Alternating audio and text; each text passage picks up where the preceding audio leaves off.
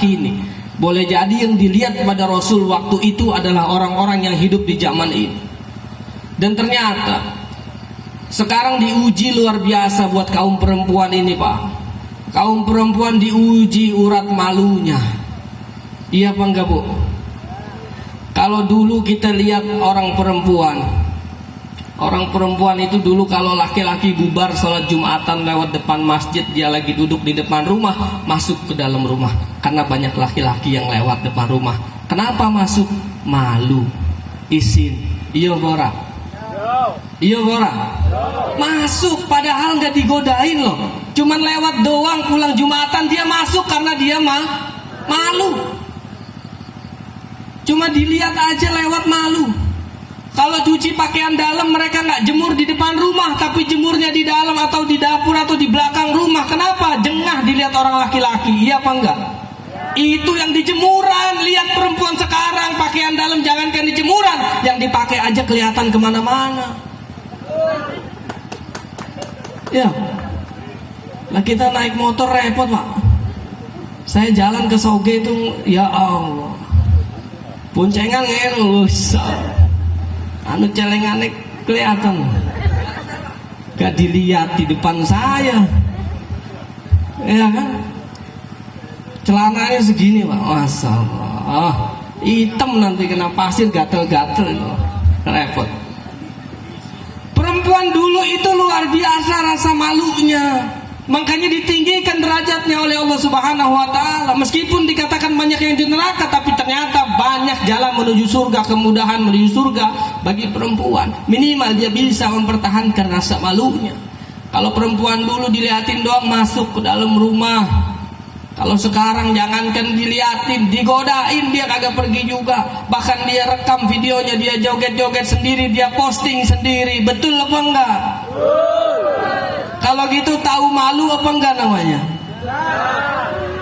Oke, tahu sing joget-joget kalau tahu? Biarin numpang lewat. Ular apa? Itu namanya ular apa? Bahaya apa enggak?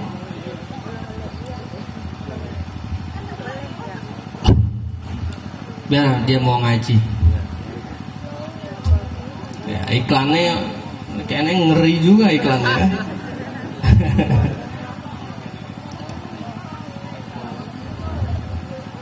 Kalau mau disingkirin aja, jangan dimatiin. Kalau lewat doang nggak apa-apa. Sampai mana tadi tuh?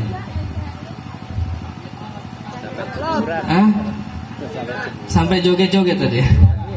Salah. Jadi kita diajarkan oleh bulan Ramadan kemarin untuk senantiasa memupuk rasa takut kepada Allah Subhanahu wa taala. Kalau kita merasa takut kepada Allah, kita tentu akan merasa diawasi. Sebagaimana kita kerja kita takut ngerasa diawasin sama bos kita, sama atasan kita, mesti kerjanya sungguh-sungguh. Iya apa enggak, Pak? Bapak kerja diawasin sama mandornya atau diawasin sama bosnya, pasti kerjanya sungguh-sungguh apa enggak? Sungguh-sungguh. Kenapa? Karena merasa diawasin.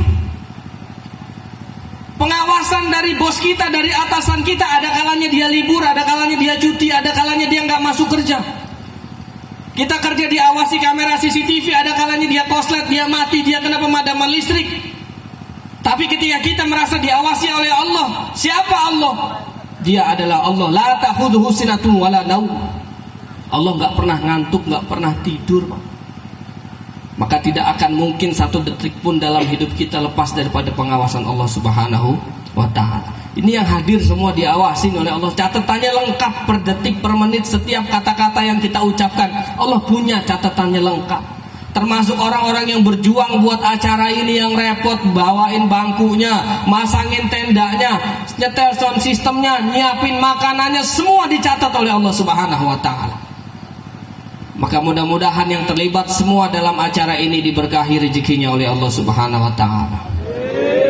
Yang nyumbang acara ini mudah-mudahan Allah jadikan, Allah berkahi rezekinya semua. Jadi yakin kita, lewat Ramadan itu ternyata kita diajarkan untuk senantiasa takut kepada Allah Subhanahu wa ta'ala. Lalu kemudian yang kedua, Ramadan mengajarkan kita untuk senantiasa kita merasakan kepedulian, menjalin kepedulian terhadap sesama kita. 30 hari lamanya kita merasakan lapar dan haus. Kita merasakan itu karena kewajiban perintah agama. Bagaimana dengan saudara muslim kita yang lain yang senantiasa setiap harinya dia memang merasakan lapar dan haus karena memang gak ada yang dimakan. Banyak gak yang begitu, Pak? Banyak gak yang begitu? Kita ngerasa kering haus karena kita memang lagi puasa. Lihat saudara kita di Palestina, lihat muslim-muslim yang ada di Uighur, yang ada di belahan dunia lainnya yang sedang dijajah oleh orang-orang kafir. Mereka kering tenggorokannya bukan karena sedang puasa, tapi karena tidak ada yang diminum. Maka kita diajarkan 30 hari kemarin untuk merasakan apa yang dirasakan orang lain. Maka inilah pentingnya. Rasulullah SAW mengatakan betapa pentingnya kita menjalin, merasakan sesuatu yang dirasakan orang lain. Kepedulian terhadap sesama itu luar biasa. Kata Rasulullah SAW, laisa bil mu'min, dia bukan bagian orang yang beriman. Ini dikatakan orang yang bukan golongan dari orang-orang yang beriman. Siapa dia? Dia adalah orang yang bisa tertidur pulas, sedangkan tetangganya merintih karena perutnya lapar. Jadi kalau kita malam ini bisa tidur pulas, ternyata tetangga kita kelaparan, gak punya makanan, berarti kita termasuk orang-orang bukan daripada golongan orang yang beriman. Ini yang ngomong Nabi Muhammad SAW. Ternyata Ramadan kemarin kita menahan diri, Pak. Makanan kita tahan 30 hari. Masuk di Idul Fitri makanan kita banyak lagi. Betul apa enggak? Puasa baru dapat 15 hari udah nyicil-nyicil astornya, jenangnya udah mulai dibikin. Iya apa enggak, Bu? Nastarnya lain, biskuitnya lain, wah macam-macam disiapin, makanan banyak. Tapi sayang, 30 hari kita merasakan kepedulian terhadap sesama. Begitu masuk hari pertama Idul Fitri, kita sudah menjadi orang yang kufur nikmat oleh Allah Subhanahu wa Ta'ala. Kita buang-buang makanan yang disajikan dibuang-buang. Makan gak habis, minum gak habis ditinggal. Dibuang apa enggak? Dibuang apa enggak, Bu? Dibuang. Coba kita bayangkan betapa kita 30 hari diajarkan, 1 hari dapat lebaran, tiba-tiba kita buang-buang itu semua. Seakan-akan 30 hari kemarin gak ada pelajarannya. Lalu kemudian Ramadan kemarin mengajarkan kita untuk apa? Untuk memakmurkan masjid. Lihat 30 malam lamanya kita dikumpulkan dalam masjid. Kita berkumpul silaturahim, bukan silaturahim di kedai kopi, bukan silaturahim di kafe. Kita silaturahim 30 malam